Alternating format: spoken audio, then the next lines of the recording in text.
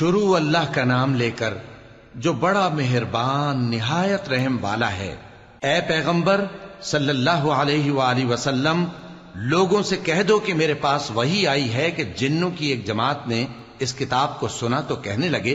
کہ ہم نے ایک عجیب قرآن سنا جو بھلائی کا رستہ بتاتا ہے، سو ہم اس پر ایمان لے آئے، اور ہم اپنے پروردگار کے ساتھ کسی کو شریک نہیں بنائیں گے، اور یہ کہ ہمارے پروردگار کی شان بہت بلند ہے، وہ نہ بیوی رکھتا ہے نہ اولاد، اور یہ کہ ہم میں سے کوئی بے وقوف اللہ کے بارے میں جھوٹ گھڑتا ہے، اور ہمارا یہ خیال تھا کہ انسان اور جن اللہ کی نسبت جھوٹ نہیں بولیں گے، اور یہ کہ بعض بنی آدم بعض جنات کی پناہ لیا کرتے تھے تو اس سے ان کی سرکشی اور بڑھ گئی تھی،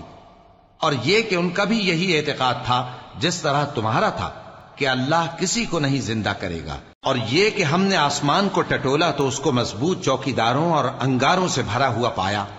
اور یہ کہ پہلے ہم وہاں بہت سے مقامات پر فرشتوں کی باتیں سننے کے لیے بیٹھا کرتے تھے، اب کوئی سننا چاہے تو اپنے لیے انگارہ تیار پاتا ہے، اور یہ کہ ہمیں معلوم نہیں کہ اس سے اہل زمین کے ساتھ برائی مقصود ہے یا ان کے پروردگار نے ان کی بھلائی کا ارادہ فرمایا ہے، اور یہ کہ ہم میں بعض نیک ہیں اور بعض دوسری طرح کے،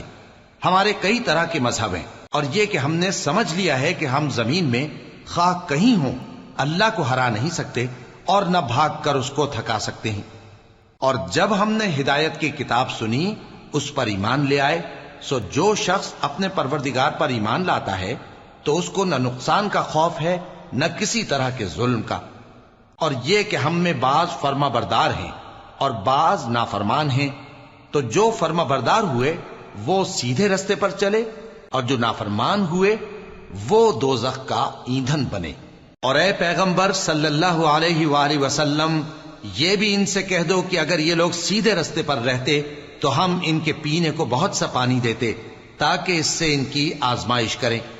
اور جو شخص اپنے پروردگار کی یاد سے منہ پھیرے گا وہ اس کو سخت عذاب میں داخل کرے گا، اور یہ کہ مسجدیں خاص اللہ کی ہیں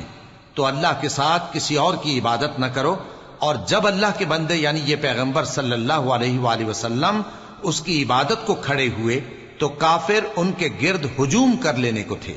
اے نبی صلی اللہ علیہ وآلہ وسلم، کہہ دو کہ میں تو اپنے پروردگار ہی کی عبادت کرتا ہوں اور کسی کو اس کا شریک نہیں بناتا، یہ بھی کہہ دو کہ میں تمہارے لیے نہ کسی نقصان کا اور نہ نفع کا کچھ اختیار رکھتا ہوں، یہ بھی کہہ دو کہ اللہ کے عذاب سے مجھے کوئی پناہ نہیں دے سکتا اور میں اس کے سوا کوئی جائے پناہ نہیں پاؤں گا، ہاں اللہ کی طرف سے احکام کا اور اس کے پیغاموں کا پہنچا دینا ہی میرے ذمہ ہے، اور جو شخص اللہ اور اس کے پیغمبر کی نافرمانی کرے گا تو ایسوں کے لیے جہنم کی آگ ہے،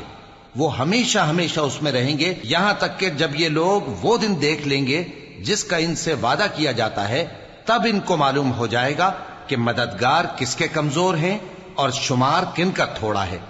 کہہ دو کہ جس دن کا تم سے وعدہ کیا جاتا ہے میں نہیں جانتا کہ وہ عنقریب آنے والا ہے یا میرے پروردگار نے اس کی مدت دراز کر دی ہے، وہی غیب کا جاننے والا ہے، سو کسی پر اپنے غیب کو ظاہر نہیں کرتا، ہاں جس پیغمبر کو پسند فرمائے اور اس کو غیب کی باتیں بتا دے